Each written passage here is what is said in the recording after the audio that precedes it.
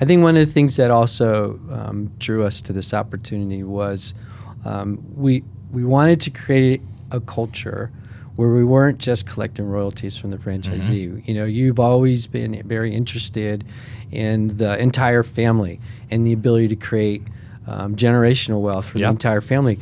Very similar to what you're doing for your own family. Yep. And your goal and objective has always been to share that opportunity and to create those opportunities for people. So it's very commendable. It's the right way to treat people, and we're putting everybody in a position where they're not just owning a business, but they're owning a piece of the rock as well. Welcome to Enrich Your Empire with Richie Huffman, the ultimate podcast for entrepreneurship, impactful wealth building, and effective team leadership. It's time to enrich your business and create a lasting legacy. Let's get to work.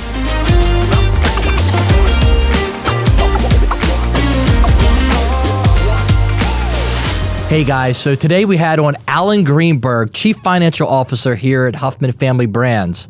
Alan and I just introduced our newest brand, the HWG, Here We Grow Properties. We talked about all of the advantages that Celebree uses to help their partners find real estate and the best location, but we also talked about the benefits of owning real estate and how that creates wealth for the family and helps in tax strategies. Hope you enjoy the show. Hey guys, so welcome back to Enrich Your Empire with Richie Huffman. You know, I hope this podcast is serving our audience and our listeners well. You know, the purpose of this whole podcast series is to help people discover entrepreneurship and those that are seeking it. And if you are already an entrepreneur, hopefully you're listening and you can take away some of the tools, techniques, or beliefs, mindsets that we have here at the Huffman Family Brands. And today I'm super excited because we're going to get some insight on some tools that we use here with our newest brand, which is what is it called, Alan? HWG Properties. It's so new, guys. It's fresh off the press, this brand that I'm not even sure what we call it today, but it's HWG Properties. So before we go there, let me introduce to you my guest today, Allan Greenberg. Alan, welcome. Thank you, Richie. It's good to be here. So I have to tell this story. You know, it's a funny story around finding great people to join your team and how I went about being partners with Alan here at HFB. And so I called a good friend of mine who I highly respect and believe in, and called him and said, hey, I think the organization at this point is really looking for a true CFO to help guide us. And he gave me Alan's name, said, I think you should talk to this guy. So we met at the local diner. And I think we met for breakfast. I'm not sure. I think it was around 8 a.m. Yeah, probably. Somewhere around there. Yeah. I'm thinking I just dropped the boys off at school and met Alan at the diner. And next thing I know, the lady was handing out the lunch menus. So and at the end of that meeting or lunch, breakfast, I said to the lady, "What'd you think of that guy?" I don't know if I was joking or not, to be honest with you. I think I was actually being serious. And she said, "What do you mean?" And I said, "Well, what do you think of that guy that I was with?" And she said, "Well, isn't he a friend of yours?" And I knew right then and there that I had found my partner and our CFO. I appreciate that. It was kind of meant to be. Yeah, Totally. Yeah. And through that, Alan started here now going in the eighth year. Yep. Eighth year. Yep. It's been an amazing journey, and thank you for that. Thank you. So today we really want to talk about. So before we get started, talk to us a little about where you've been and your journey that's brought you to HFB today. Sure. Spent 10 years in public accounting, like most CPAs. Wound up going to work for a client in 1993. That was a big year in the Greenberg family household. We bought our first house. Our third son was born. I finished my graduate program at Loyola and started working for a client in the music industry. Spent 25 years in that industry. And it was just time for a change after 25 years. And so I took a year off, started networking late that summer. I knew the person Richie had talked to about the referral because we had used that company ourselves, and he connected us. And after a 4-hour breakfast, the rest is kind of history. We're here, and we're making great strides. It's been an amazing run. But I think that's the company that you're referring to. I believe when you joined that company, I think they had 6 locations or something like 12 or something like that, and you grew it to over, or were part of growing it to over a couple. I think it was 19 locations, maybe 20. Actually, it was 19 locations, 20 million in revenue, and $1 million in EBITDA. And ultimately, it was a family-owned business, not my family. The family decided to sell the business to a larger publicly traded company, and we had grown it to a $150 million company with 150 locations around the country. And it was a great run. We did that over 15 years, 18 years. I'm happy to say Richie Huffman moves a little bit faster than that organization did. So what we're accomplishing here is happening at lightning speed. Yeah, but I think it just goes to show, surround yourself with. I know I try to surround myself with people that are been there, done that, and as to where we want to go. Yeah, I think it's important to make sure we're always learning, and that's what drew me probably to the organization. It's a learning organization, and constantly improving. So yeah, but I'm sure you felt very comfortable in joining us, knowing that you'd already done this before, and you knew the pathway forward to what we want to accomplish, and all as they say, all the landmines that we may encounter along the way. We hope you can help, and so we do our best every day to make sure we're contributing. So I think I brought a lot of lessons learned from that period and that time. So and continue, and you continue to bring those lessons. So with that said, let's go with, as I opened up with, the purpose of these podcasts are to help people think about, discover, enhance entrepreneurship. And our next brand that we're super excited to launch is HWG, as we mentioned, which is Here We Grow Properties. And it's really a real estate arm of the Huffman Family Brands. So let's talk a little bit about how that came to be.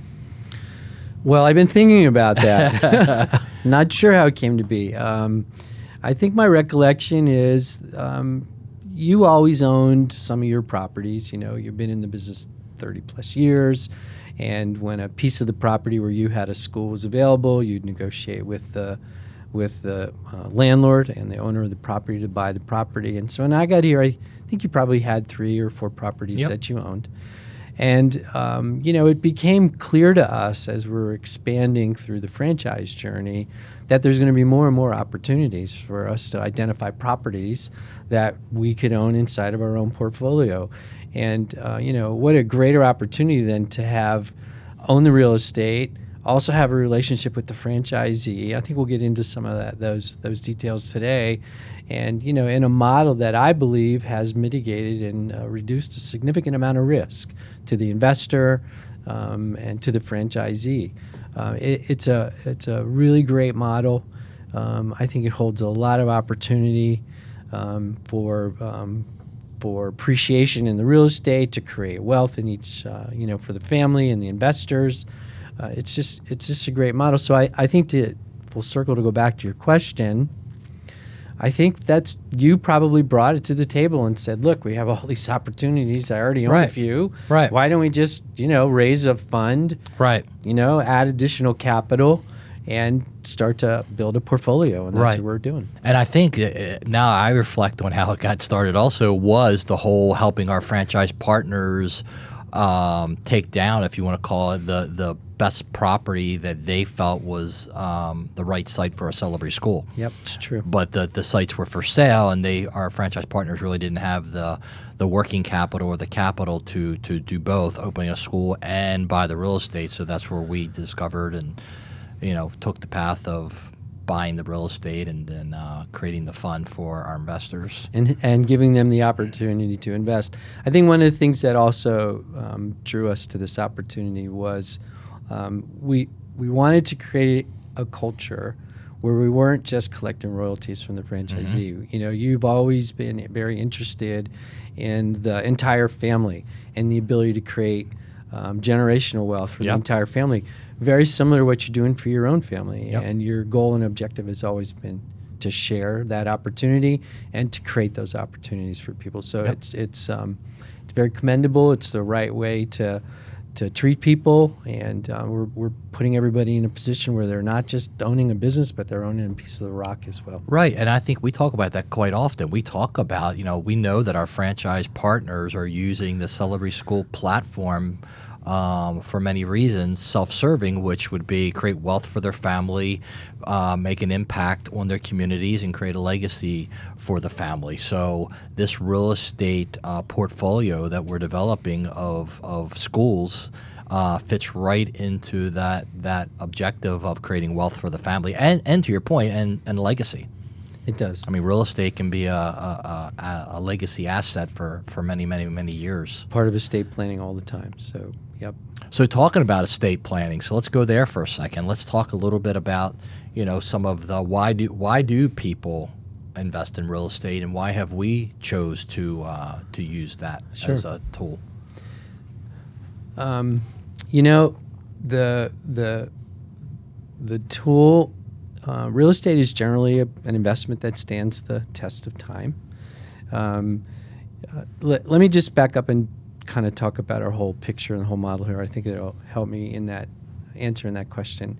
So, we sign a franchise agreement, right? We identify a franchisee candidate who we believe is going to be a great partner. They're going to execute at a very high level. That's the first thing that we do. That's first and foremost the most critical aspect, because as entrepreneurs, we want them to own their own business, right? And it's all about entrepreneurial growth and how can we diversify their portfolio and their investments. So they're awarded a franchise agreement and given the right to use our brand, and we have them open their school, and they become these very successful operators. In that process, at the beginning, they also have the opportunity to potentially invest in this piece of real estate. So we wind up being the landlord in a piece of real estate where they're also the franchisee and the tenant. So we have this relationship where we're all we have everybody's best interests, right, in terms of being successful, are embedded in this process that we've created. We want the franchisee to be successful, and we're the franchisor. We want as the landlord, we want the school to be successful because they're paying rent, we're building asset value, we're gaining appreciation in the building, and we're just creating this opportunity to continue to build wealth inside the family for their in their organization. So I think you're describing our process. So, and that is our process. But the only thing I would add to that is just to make sure it's clear that, in these real estate purchases, sometimes it's not your school, it's not your real estate that you're occupying as a franchisee. It's a pool of investors. The majority of our pool of investors are family, friends, and franchise partners. But that pool of investors and equity dollars may not be targeted towards the school that you own and operate, which I think is very cool, because a lot of our franchise partners may have two or three schools that they're currently leasing, and HWG gives them a chance to go ahead and invest in this real estate company and give them the benefits of being a real estate investor. That's true. Makes a lot of sense. So what would you say? Why do most people? I guess what are the benefits of investing in real estate? And I want you to be honest. I mean, I want people to fully understand the tax benefits and really what real estate investing does. And I think you started out, Alan, by saying the first part, which is it's an asset of itself. It should be an income producing, cash flow generating property or investment asset on its own, separate from all of the tax benefits, and we really view it as both. I mean, especially for people that have very successful primary businesses that are looking to tax strategize here. Sure. The real estate investment is you're investing in the building, I guess, in this particular case, in the piece of the real estate, and some of the benefits that are created by that real estate investment, as you mentioned, are the cash flow, right? You have a tenant who's paying rent, and you're paying your debt service on the mortgage for the building, and then there's going to be available cash flow. I mean, you wouldn't invest in a property that didn't have positive cash flow. It's one of the key factors and key attributes in every property that we identify to purchase. What's the return on cash? What's the cash on cash, to use the term? What's the return on investment? There's all kinds of financial metrics that we continually look at and make sure that we're meeting the obstacles and meeting the benchmarks that we have before we pull the trigger on any investment. So the first step is, hey, is the property going to generate a fair market rent? And when we buy these properties, we need to make sure that the rent in the marketplace is a fair market rent. We're charging our franchisee partner rent based on a fair market analysis. To be fair to them. And our real estate department, it's their job. We actually draw a bright line in HWG Property Investments. We do not get involved in establishing the rent for the franchisee based on what's in our best interest in HWG Properties. So our real estate team is taking the rent that we need to charge to service the debt and provide appropriate return for our investors. They're taking that out to their real estate team and their brokers to determine that it's market, that it's comp. In our view, Richie, we're making sure that we're thinking about the next tenant. God forbid something happens. God forbid something happens. We need to be able to rent that location to the chiropractor or the veterinarian because we have a piece of real estate. Right. So at the same time that we want to make sure we're taken care of as the landlord and the investor, we want to make sure that our tenant is taken care of and they're getting a rent rate that is market and it's arm's length. It needs to be an arm's length transaction. And I want to make sure that was captured, what Alan just said, because I think a lot of people buy buildings or buy real estate to own or occupy it themselves, but they don't take what you just said into consideration. So sometimes they overpay for a property because of what they believe that they would pay in that piece of real estate, but the way they really should be assessing that is what is the fair market value based on what could I collect in this real estate. God forbid I wasn't the owner-occupied buyer. It's very, very common when you're buying a piece of real estate for our advisors to say, who's the next user? Right. And can we make sure that the next user is in line and it's going to make sense and it's fair because it could be 10, 20, 30, 40 years. You even mentioned what is it like from, I think you had asked about what's the strategy around estate. Well, that's the strategy around the state. It's like, I own this property. I want to hold it forever. Maybe I'll sell it, but if I hold it forever and it's part of my estate plan for next gen, we need to make sure that the property is in a position where it's constantly a performing asset. But again, I want to make sure that people got that. So make sure just because you're occupying it and what you believe you can pay or what you're willing to pay for this piece of property is not always the right approach. The right approach should be, what is the comps in the area charging per square foot based on a cap, and then based on a cap rate to make sure that you're not overpaying for this property. Exactly. And that's where a lot of our value comes from. We're buying this. We're buying these properties at, let's say, $23 a square foot times the square footage. What is the rent roll going to be? With a cap rate on that, and that's what we're willing to pay. And the coolest thing about that is that's exactly what the buyer or the purchasers are looking for. They know what the rent is in their areas. They know what the cap rate should be. So again, don't overpay for real estate, even though you're going to be the owner-occupier. Yeah, using comps in the marketplace is probably one of the best tools you could use. Use the real estate professionals, use brokers, use CoStar, whatever resources you have to determine value. And you're right, in a really, really hot market, you might have to pay. We all paid more than we wanted to during COVID because there were no houses available. So, the market traditions, market conditions, and the ebb and flow of the economic cycle is going to determine and dictate, what might be happening. But over the long term, a piece of real estate is probably going to perform extremely, extremely well because it'll stand the test of time through all those economic cycles. You had also mentioned about some of the other tax treatments. I just want to focus on one before I forget. The real estate does create a significant depreciation opportunity, and while we're not going to give tax advice today, my recommendation would be to make sure that you have a really good tax advisor because the tax benefits around owning a piece of real estate are extremely lucrative, as we know. Yeah. When I think about real estate, Alan, I know for us in the HFB, I look at real estate with three pieces of this, three opportunities. Number one, the real estate's going to provide cash flow for us. Yep. Number two, it's going to help with our tax strategy and depreciation to lower our tax obligations. And then the last one for me is the possibility of refinancing that property and taking, which I look at as free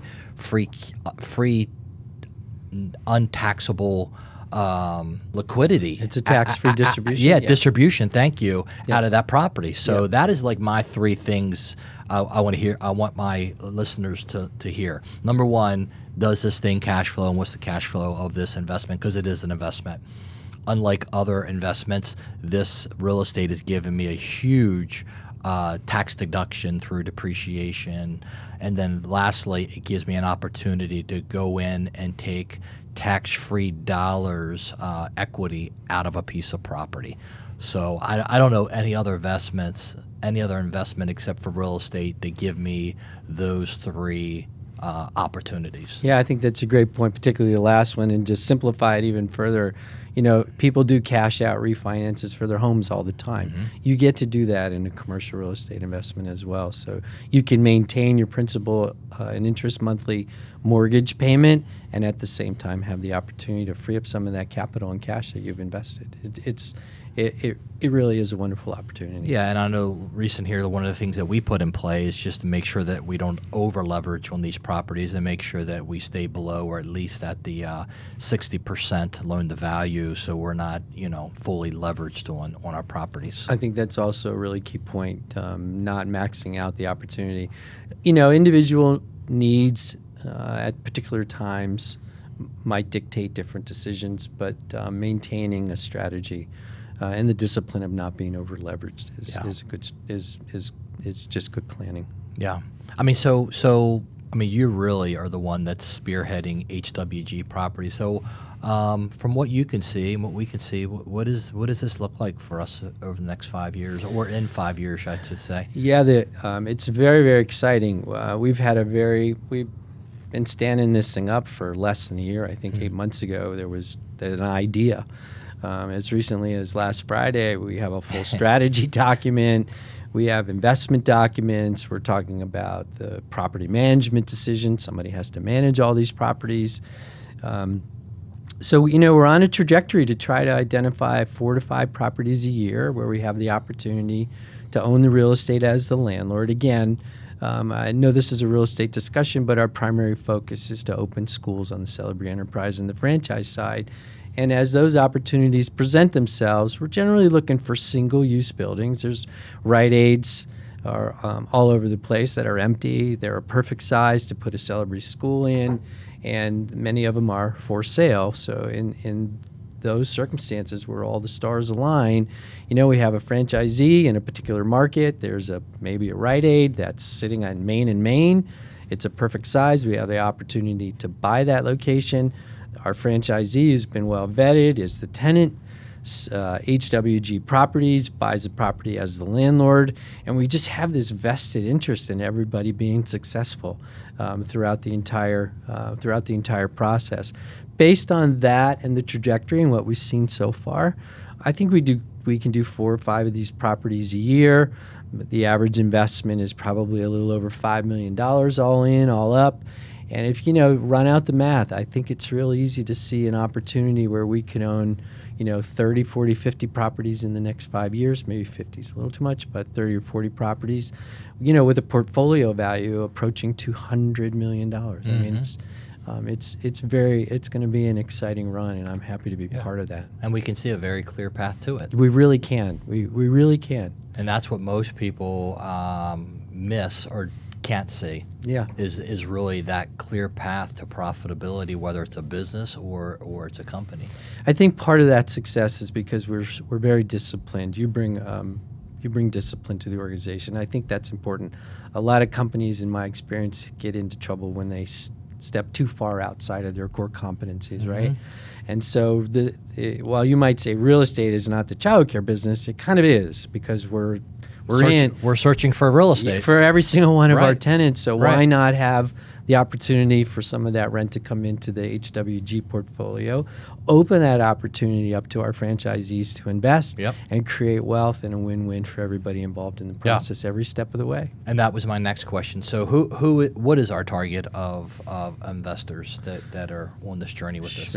Sure. Right now it's family, friends, and franchisees, although franchisees are family and friends. So it's family, friends, and franchisees.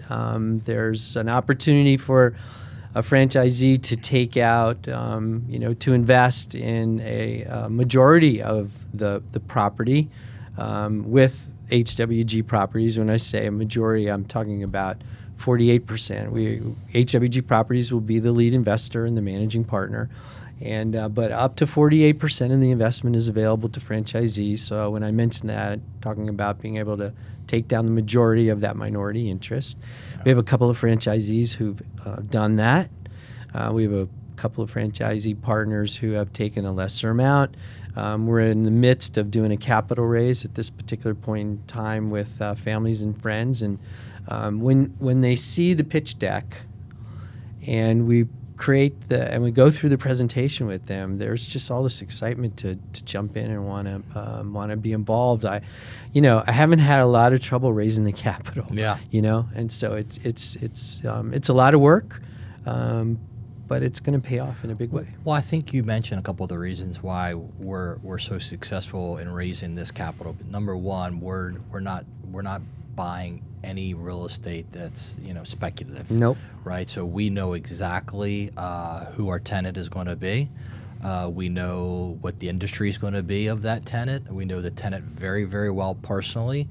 And the other thing that you mentioned is the HWG is the primary investor in this. So if you take all four of those thoughts, it's comforting to know that HFB really is the one that's driving this investment, and there should be a lot of comfort there. It's true, and that's the discipline I was referring to. And so we're not doing speculative real estate, and we're not doing, multi-use properties. We are doing one, but generally speaking, they're generally standalone properties. We're not doing multi-tenant, and that discipline helps us see the vision and stay successful. Yeah, if we're buying something or bringing something out of the ground, we already have a tenant ready to go. Yeah, that's a great point. The strategy does include not closing on a property unless we have a franchisee who's ready to take that property over. And of course, their lease would be contingent upon us closing on the deal. But yeah, that's exactly right. When I talk to people, I emphasize that as a significant risk mitigating factor. Totally. Right? We have the tenant in place. It's a franchise agreement for 10 years. It's a lease for 10 years. HFB is the majority investor. The franchisor has, a vested interest in the tenant being successful. And, and the other thing I think that's also a risk mitigating factor is, things happen. If something were to happen, we have over 30 years of experience in running schools. Yep.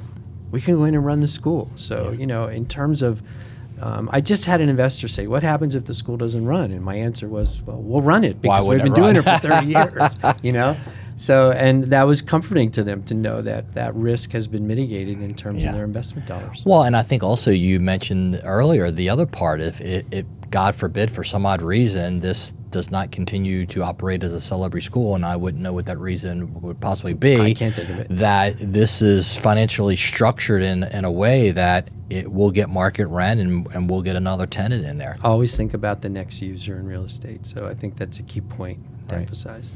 So how could someone who's interested in HWG learn more about this opportunity and how to get started? Well, we just launched the website. It's hwgproperties.com. There's a contact form in there. Right now it's family, friends, and franchisees. They know how to reach you, Richie. They can reach me at any time. We're here. We're available. So they can go to the website and find out more, and I'm sure they can reach you or me through the website. Yep. Awesome. Yep. Well, again, I hope this was helpful to our entrepreneur listeners, those that are already entrepreneurs and in business or even thinking about real estate. I know both entrepreneurship and investors in real estate has served us and the family well. So I appreciate it. Thank you. You're welcome. All right, guys. Thank you so much for listening to Enrich Your Empire. Don't forget to follow me on Instagram and LinkedIn at Richie Huffman Celebree.